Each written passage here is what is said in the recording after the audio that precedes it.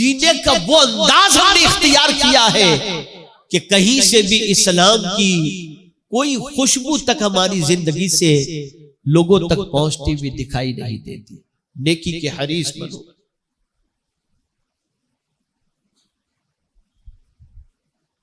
और किसी नेकी को मामूली तसव्वुर न करो, इसलिए कि हो सकता है जिस नेकी को तुम छोटी समझ करके छोड़ रहे हो वही नेकी तुम्हारी नजात का जरिया बन जाए। हम और आप आज इस बज़्म में मुहिब गिरामी जनाब नज़ीर खान साहब नूरी की वालिदा के ईसाले सवाब के सिलसिले में मुनक़िदा इज्तिमा में हाजिर है।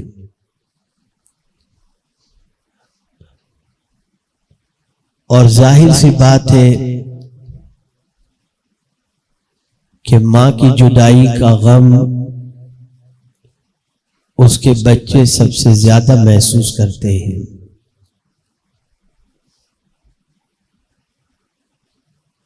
लफ्ज़ जुदाई के बारे में आप सोचें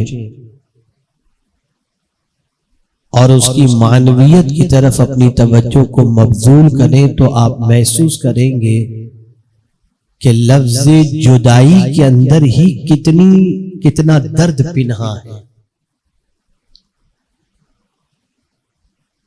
एक बेटा 2 साल के लिए कहीं कारोबार के लिए गया और 2 साल के बाद वो कारोबार से छुट्टी पर या मुलाजमत से छुट्टी पर घर वापस आया। 2 महीने की छुट्टी के लिए घर पर आया। आने के बाद उसकी खुशी की कोई इंतहा नहीं, लेकिन जैसे ही उसके जाने के दिन वापस करीब आते हैं और छुट्टियां पूरी होने लगती हैं तो एक एक दिन उसके लिए बहुत ही तल्ख महसूस होता है। माँ की आंखें भी नम होती हैं, बीवी की आंख भी नम होती है और उस जुदाई के लम्हे के तसव्वुर से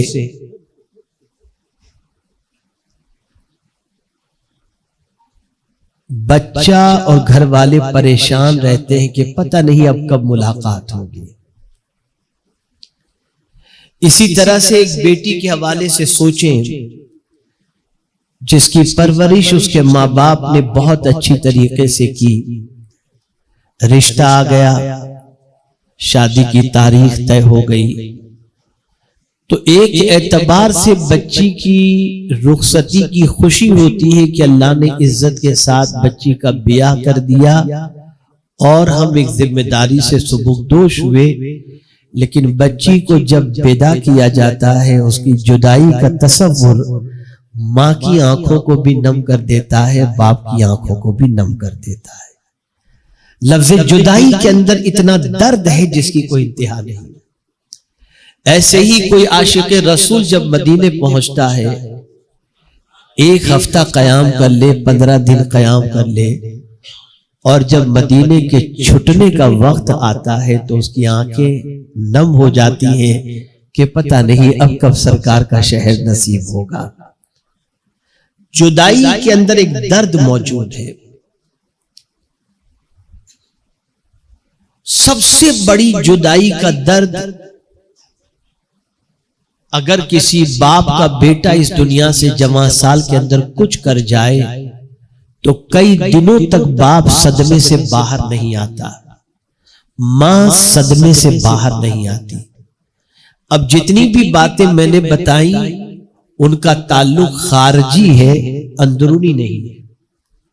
बेटा बाहर रहता है, बच्ची बाहर रहती है, उसका हमारे जिस्म से खूनी रिश्ता भले जरूर हो लेकिन हमारे और उनके दरमियान फर्क होता है। वो जुदा तो होती है, वो जुदा भी होता है, यानी सारी जुदाई का मामला खारजी होता है। लेकिन एक जुदाई बहुत सख्त तरीन है जिसका ताल्लुक बाहर से नहीं अंदर से है। और वो जुदाई कौन सी है? वो जुदाई है जिस्म से रूह का जुदा होना। आप मुझे बताइए कि बेटा अगर चंद महीनों के लिए जुदा हो तो तबीयत बेचैन हो जाती है, बच्ची ब्याह करके ससुराल चली जाए तो तबीयत बेचैन हो जाती है, चमासाल बेटे का इंतकाल हो जाए तो तबीयत बेचैन हो जाती है, और उसकी जुदाई का गम हमें बेपना अजियतें अता करता है।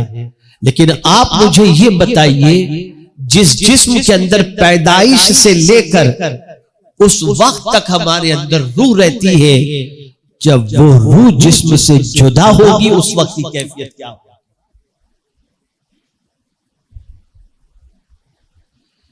इसी को कुरान मुकद्दस में रब्बे कदीर जल्ल जलालहू ने फरमाया, कुल्लु नफ्सिन ज़ाइक़तुल मौत, हर जानदार को मौत का मजा चखना है। मौत का भी एक मजा है, उसका भी जायका है। कोई जानदार ऐसा है ही नहीं जिसको मौत वाक़ई होने वाली ना हो। और आप शायद ये न जानते हो कि जिस्म से रूह का निकलना इतना आसान नहीं है।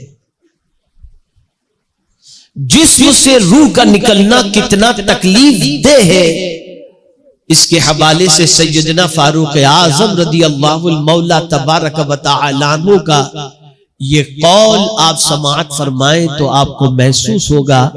फारूक आजम रदी अल्लाहु तआला अन्हु ने एक सहाबी रसूल से पूछा, गालिबन हजरत काब से, कि जरा ये तो बताओ कि जिस्म से रूह निकलती है तो कैफियत क्या होती है?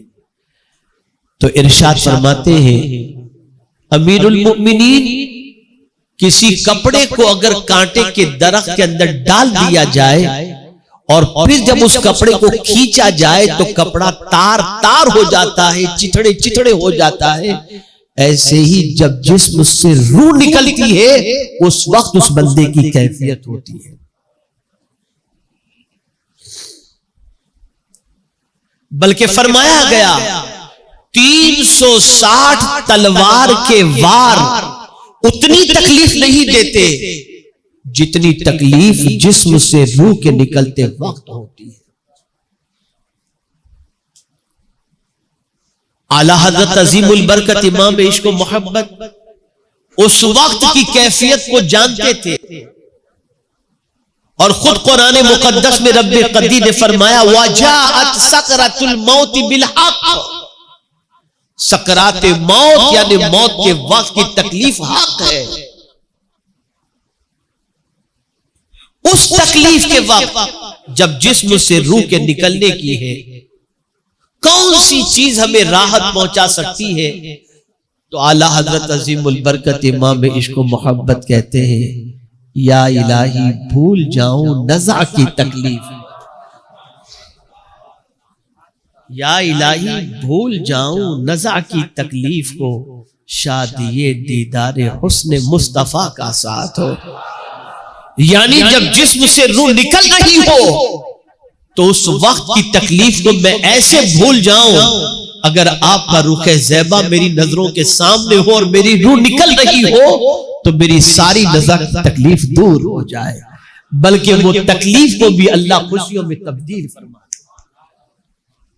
मौत बरहक है। जितने भी गुनाह आज हो रहे हैं मौत को भूलने की वजह से, जितनी भी इबादतों में सुस्ती हो रही है मौत को भूल जाने की वजह से, जितनी भी आवारा गर्दी हो रही है मौत को भूल जाने की वजह से, हुकूक की पामाली जितनी हो रही है मौत को भूल जाने की वजह से। मेरे प्यारे आका सल्लल्लाहु अलैहि वसल्लम के प्यारे दीवानों, हमें का कोई नहीं जानता कहां और कब मरेंगे। वमा तदरी नफ्सुम बिअय्यि अर्दिन तमूत, तुम नहीं जानते किस जमीन पर तुम्हारी मौत वाक़ई होगी। अभी कारी गौस पढ़ रहे थे, उनके भाई मरहूम कारी रियाजुद्दीन साहब, उन्होंने सोचा भी नहीं था कि बरतानिया में मेरी मौत वाक़ई हो, लेकिन मौत वाक़ई हो गई। कोई नहीं जानता।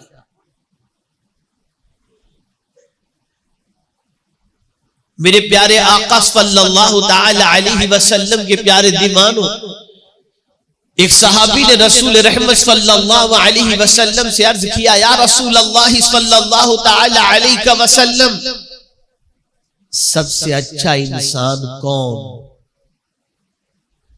तो मेरे आका सल्लल्लाहु अलैहि वसल्लम ने फरमाया, जिसके अखलाक अच्छे हो वो सबसे अच्छा इंसान। और फिर आगे जो सवाल किया उसका जवाब जिंदगी भर याद रखिएगा। वो साहबी पूछते हैं, या रसूल अल्लाह सल्लल्लाहु ताला अलैहि वसल्लम, सबसे अक्लमंद कौन? सबसे अक्लमंद कौन? तो मेरे आका सल्लल्लाहु अलैहि वसल्लम ने इरशाद फरमाया, सबसे अक्लमंद वो है जो मौत को याद करता हो और मौत के बाद की तैयारी करता हो, वो अक्लमंद है। हमारी सारी तैयारियां जमीन के ऊपर के लिए है, हमारी कोई तैयारी जमीन के अंदर के लिए नहीं, आखिरत के लिए नहीं। जहां कितना रहना है नहीं मालूम, वहां की तैयारी में पूरी जिंदगी खर्च कर रहे हैं, और जहां हमेशा रहना है वहां की तैयारी का हमारे पास कोई इंतजाम नहीं, कोई इंतजाम नहीं। मुझे एक हदीस याद आ रही है, मैं जब उसकी अजमतों को दिमाग के अंदर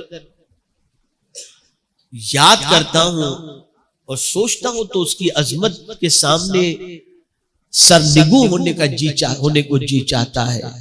आप जानते हैं, थोड़ी देर के लिए तसव्वुर आप जमाइए, एक आदमी का इंतकाल हुआ, कांधे पर आपने उठाया, दोपहर के अंदर दोपहर को आप दफन करने जा रहे हैं, उसकी कब्र खोदी गई, कब्र के अंदर आपने दफन किया, दफन कर रहे हैं दोपहर को, लेकिन जब आप कब्र को बंद कर देंगे तो कब्र में उजाला होगा या अंधेरा होगा? जवाब दीजिए, अंधेरा। कब्र में अंधेरा है, कब्र भी तारीक, माहौल भी तारीक, वहां रोशनी किस चीज की होगी?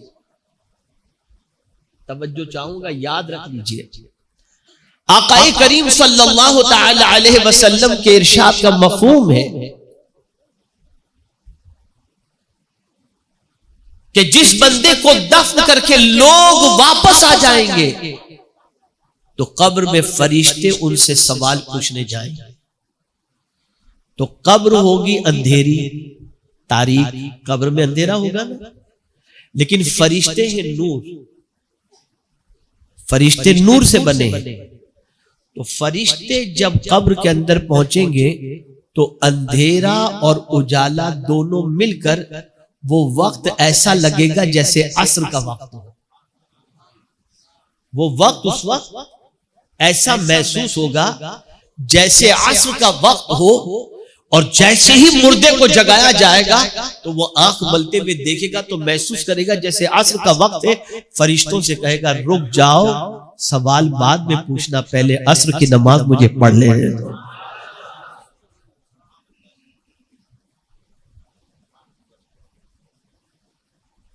क्या चीज कब्र में काम आ रही है?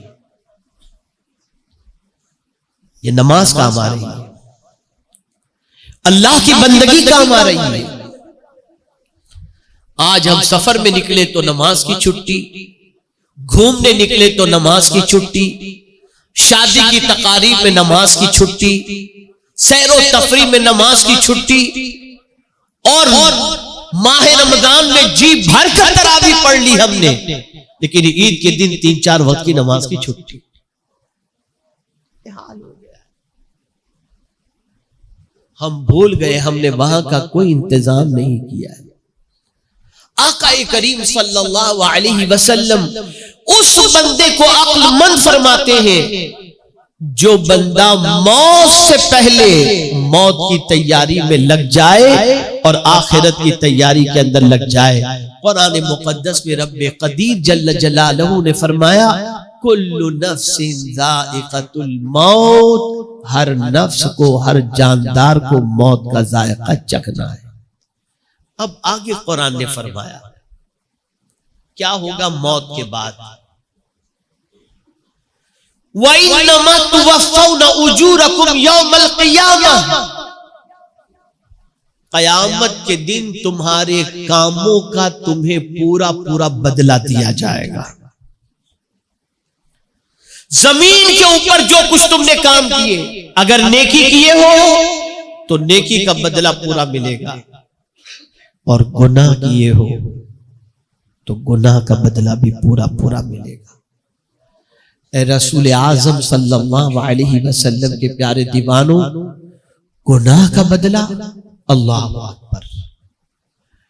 जब उनकी सजाओं को हम कुरान और हदीस में देखते हैं, जो आज मार्केट के अंदर होने वाले आम गुनाह है, जिसे इंसान अब गुनाह मानता भी नहीं, बल्कि दौरे हाजिर की जरूरत समझकर उसे करता हुआ दिखाई देता है, वो नहीं जानता कि उन गुनाहों की सजा अल्लाह ने क्या रखी है।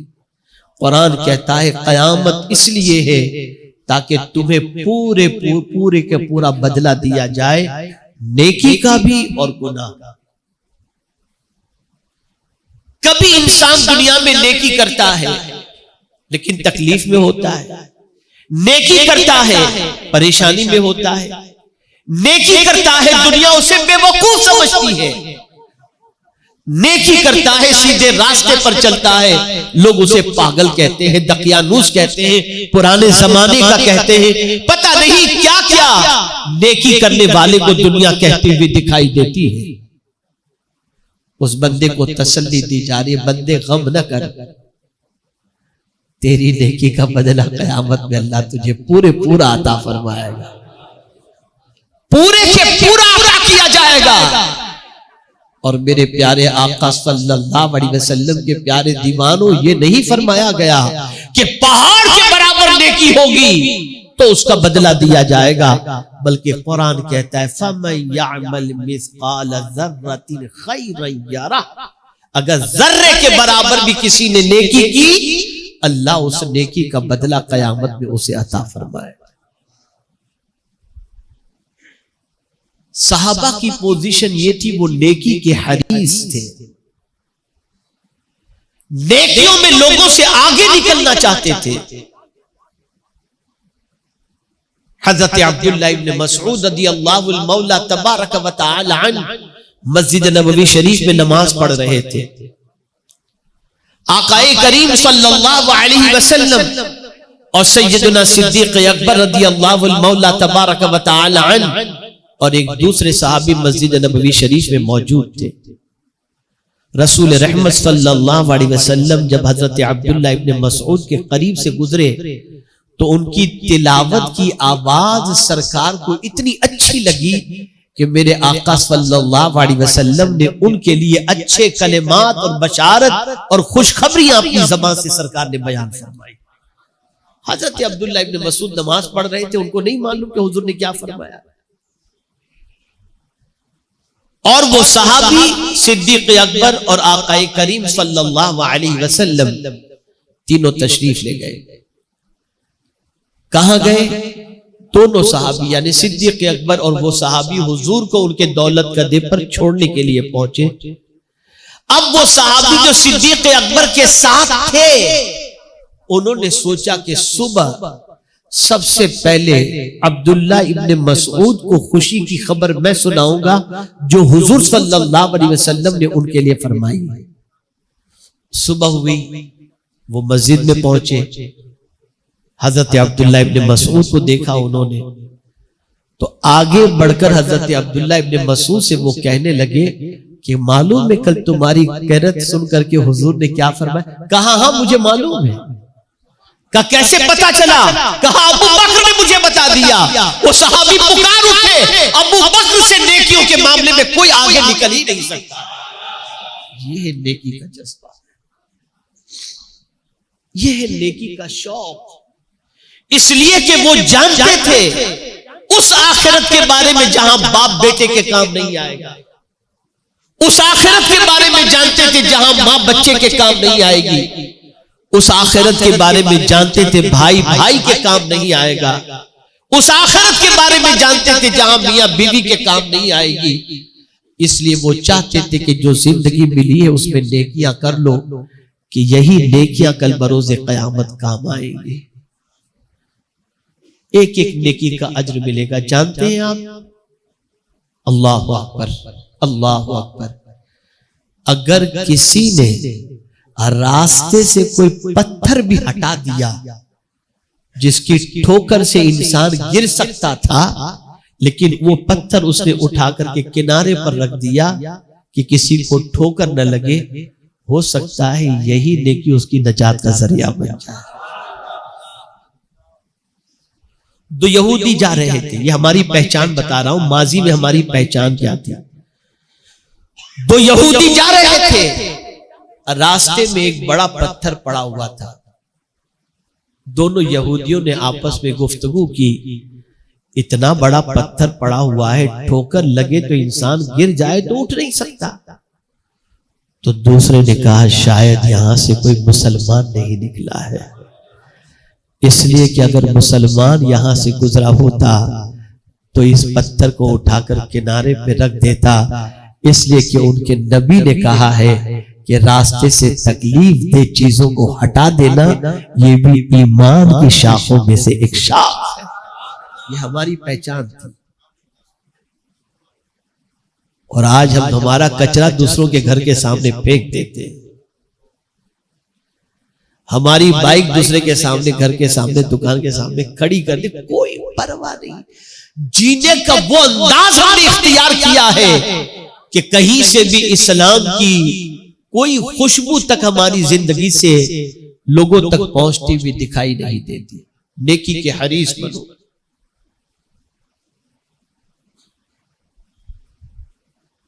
और किसी नेकी को मामूली तसव्वुर न करो, इसलिए कि हो सकता है जिस नेकी को तुम छोटी समझ करके छोड़ रहे हो वही नेकी तुम्हारी नजात का जरिया बन जाए।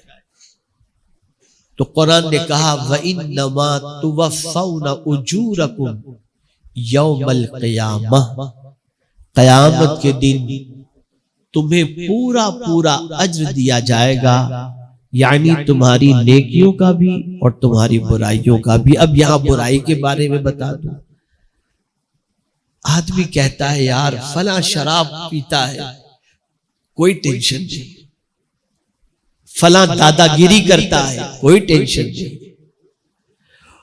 और कुछ लोग ऐसे हैं लोगों के पैसे दबा करके हज और उम्रा करते हैं, खैरात करते हैं, कर्ज उनके सर पर लदा हुआ है, लेकिन ये सारा काम कर रहे हैं और समझते कि हमें कोई तकलीफ होती तो आ जाती ना।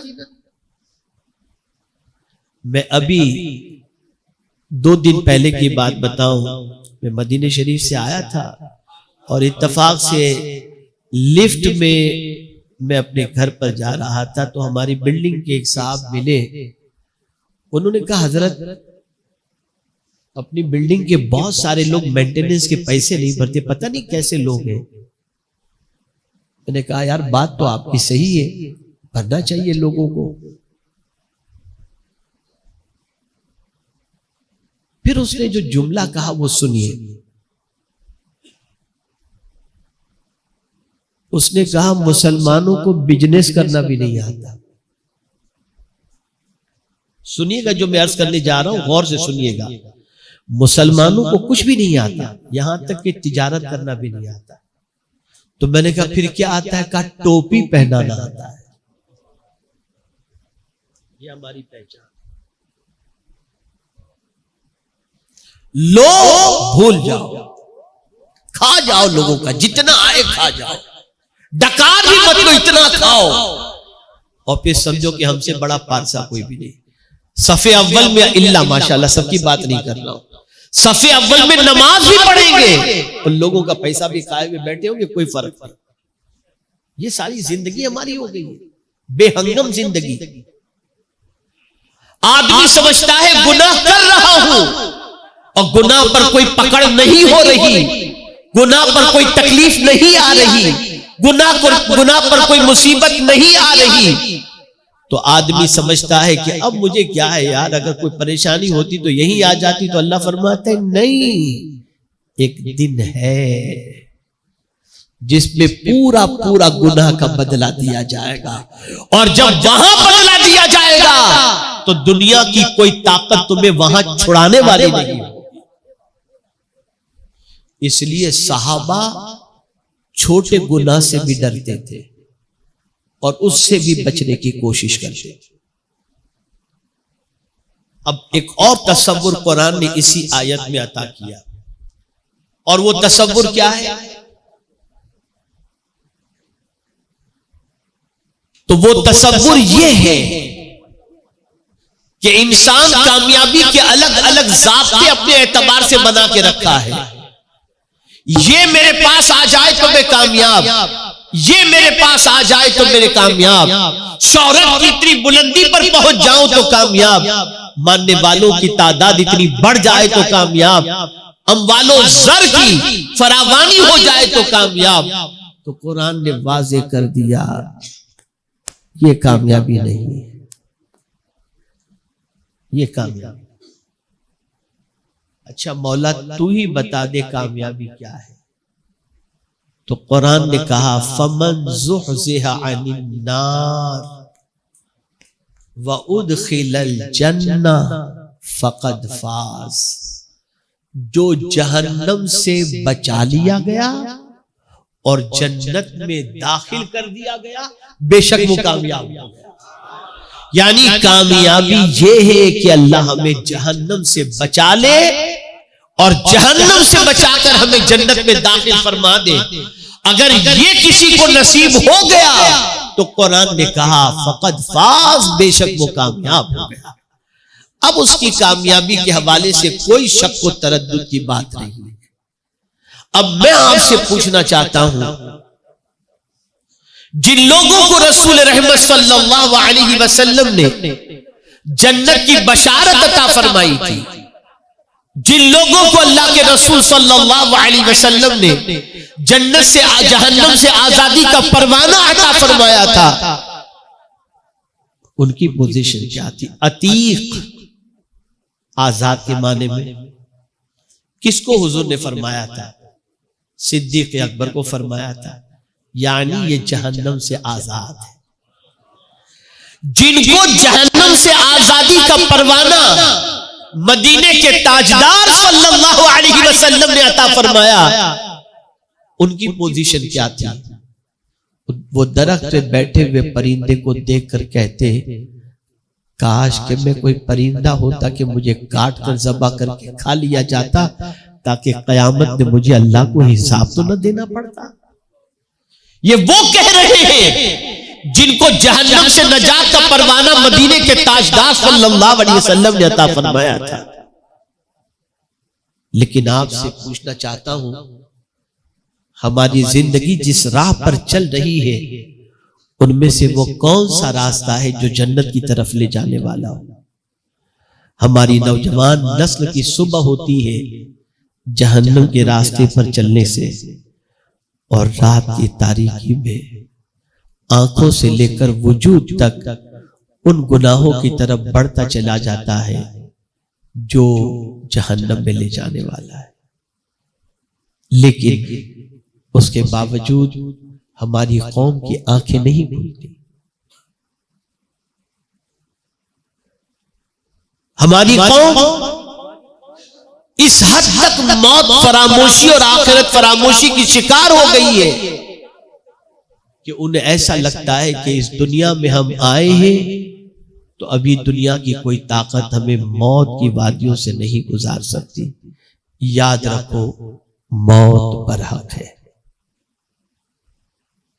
कहीं भी कोई रहे, महलों के अंदर रहे, तब भी मौत वहां पर आकर रहेगी। कुरान कहता है ऐनमा तकूनु युद्रिकुमुल मौत वलौ कुंतुम फी बुरूजिम मुशय्यदा मजबूत किले के अंदर भी अगर तुम रहोगे ना तो मौत वहां भी आकर के तुम्हें पकड़ लेगी। हुजूर सल्लल्लाहु अलैहि वसल्लम से रब ने फरमाया, कुल कह दो, इन्नल मौत अल्लज़ी तफिर्रून मिन फइन्नहु मुलाक़िकुम, तुम मौत से भागते हो, मौत तो तुमसे मुलाकात करके रहेगी, बच नहीं सकते मौत से। तो अक्लमंद इंसान वो है जो मौत को याद करके आखिरत की तैयारी करे, जो मौत को याद करके आखिरत में काम आने वाले आमाल की तरफ मुतवज्जे हो जाए, जो मौत को याद करने के बाद अल्लाह अज़्ज़ा व जल और उसके रसूल सल्लल्लाहु अलैहि वसल्लम के फरामीन पर अमल पैरा हो जाए। मेरे प्यारे आका सल्लल्लाहु ताला अलैहि वसल्लम के प्यारे दीवानों, खुद हुजूर सल्लल्लाहु ताला अलैहि वसल्लम अपनी उम्मत की तालीम के लिए दुआ किया करते थे। क्या दुआ करते थे? अल्लाहुम्मा हव्विन अलैया सकरातिल मौत, ए अल्लाह मौत की तकलीफ मुझ पर आसान फरमा। आपको मालूम है रूह कहां से निकलती है?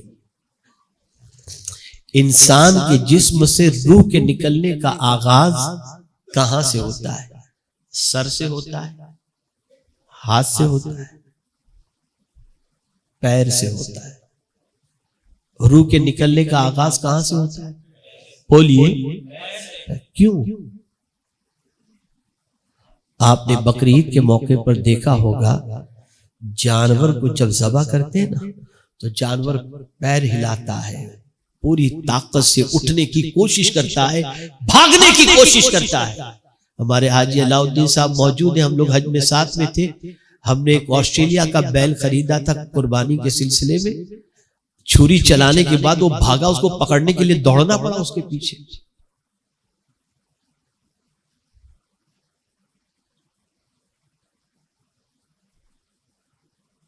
तो जानवर को आप देखते हैं कि जब उसके जिस्म से रूह निकाली जाती है, उसको ज़बह किया जाता है, तो उसके पैर फड़फड़ाते वो भागता है। मेरा करीम इंसान के पैर से रूह निकालता है ताकि बंदा भाग भी न सके, भाग भी न सके। सोचो आप, आकाए करीम सल्लल्लाहु अलैहि वसल्लम ने इरशाद फरमाया, जो शख्स दिन में 70 मरतबा अपनी मौत को याद करे, अल्लाह ताला शहादत की मौत उसे अता फरमाएगा और कल बरोज़े क़यामत सैयदुश शुहदा सैयदना अमीर हमजा रज़ी अल्लाह ताला अन्हु के साथ उसका हश्र फरमाएगा। कुछ भी करो ये सोचो मौत इस हाल में वाक़ई हो सकती है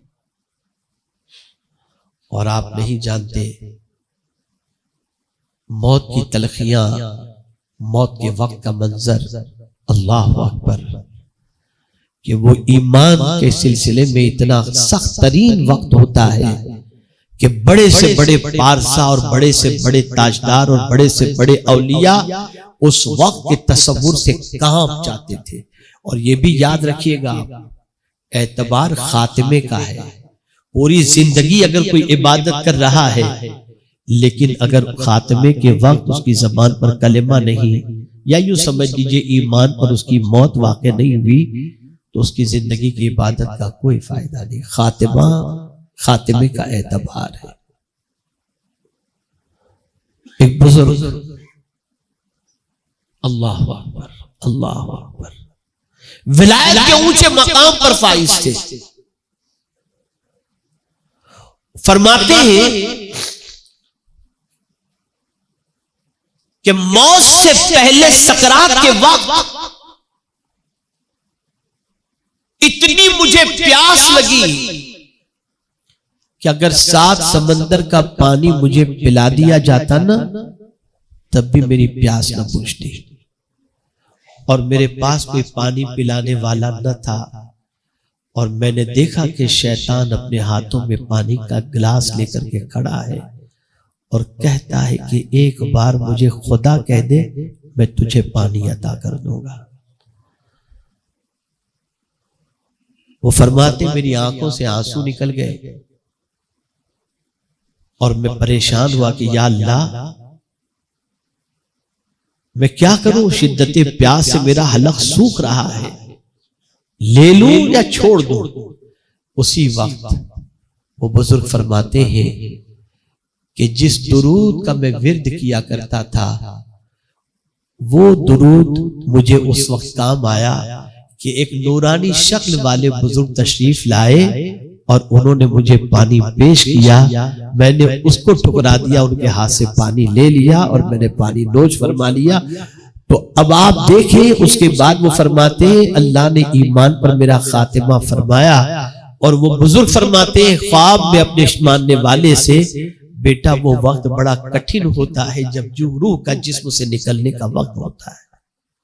उस वक्त फरिश्ता, उस वक्त शैतान पूरी एड़ी चोटी का जोर लगाता है।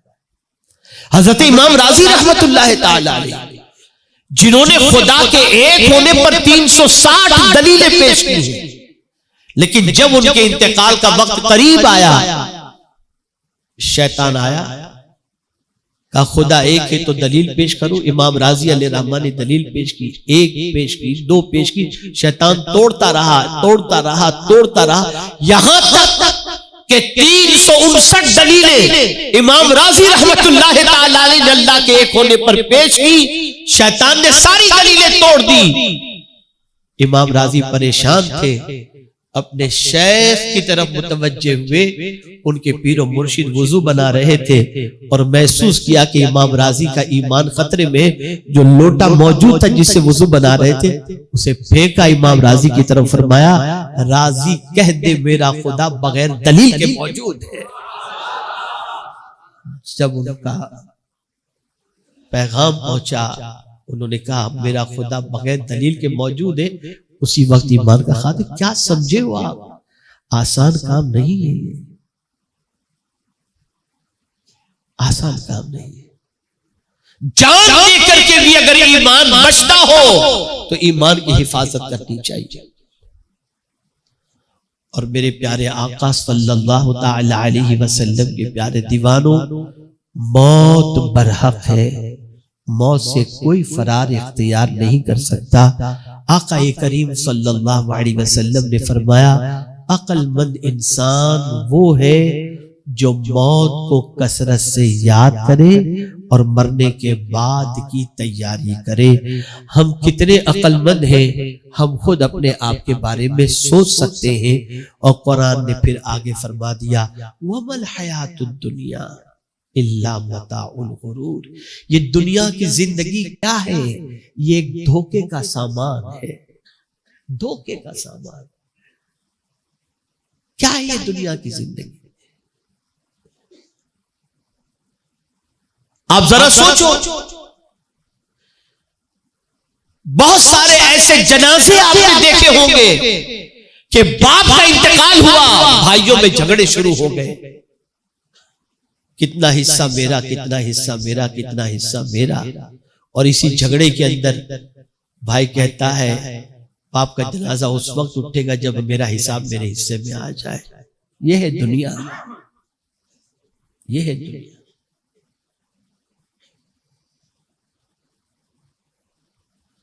तो अर्ज करने का मंशा यह है कि मेरे प्यारे आका सल्लल्लाहु ताला अलैहि वसल्लम के प्यारे दीवानों, मौत को याद रखो। कुछ भी करो ये तसव्वुर करो कि हो सकता है इस हाल में मौत वाक़े हो जाए। गुनाह से बचो और मौत के बाद की तैयारी में लग जाओ। सबसे पहला काम आज की नशिश के अंदर, दिलो दिमाग के अंदर ये बिठा ले कि आज तक जितने भी गुनाह हुए हैं, अल्लाह की बारगाह में उन सारे गुनाहों से सच्चे दिल से तौबा कर ले कि आइंदा हम गुनाह न करेंगे और मौला तो हमारी तौबा कबूल फरमाकर हमें गुनाहों से बचने की तौफीक अता फरमा। इसके बाद दूसरा काम जो आपको शुरू करना है वो ये है कि नेकियों के हरीस बन जाओ और गुनाह से भागो। जितना हो सके गुनाह से भागो, जितना हो सके गुनाह से, जितना हो सके भागो और गुनाह से बचो। इसलिए कि नेकी पर तो अज्र है ही, गुनाह से बचने पर भी अल्लाह ने जन्नत का वादा फरमाया है। इन तज्तनिबू कबाइर मा तुनहौना अन्हु नुकफ्फिर अन्कुम सय्यिआतिकुम व नुदखिलकुम मुदखलन करीमा। अल्लाह जन्नत में दाखिल फरमाएगा, इज्जत वाले घर में दाखिल फरमाएगा। किसको? जो कबीरा गुनाहों से भी बचता है। बचो, गुनाहों से बचो। दुनिया आपके बारे में क्या प्लान बना चुकी है आपको नहीं मालूम। गुटखा, तंबाकू, यूट्यूब, फेसबुक, व्हाट्सएप, इसमें ही इतने मगन हैं कि हम जानते ही नहीं कि हमारे बारे में क्या प्लान चल रहा है। एक ही प्लान चल रहा है, मुसलमान मुसलमान न रहे। इसकी जिंदगी से इस्लाम को निकाल लो, पैगंबर आजम सल्लल्लाहु अलैहि वसल्लम की मोहब्बत को निकाल दो और गुनाहों के अंदर इतना डुबा दो कि कभी ये अच्छा सोचने के लिए तैयार ही ना हो।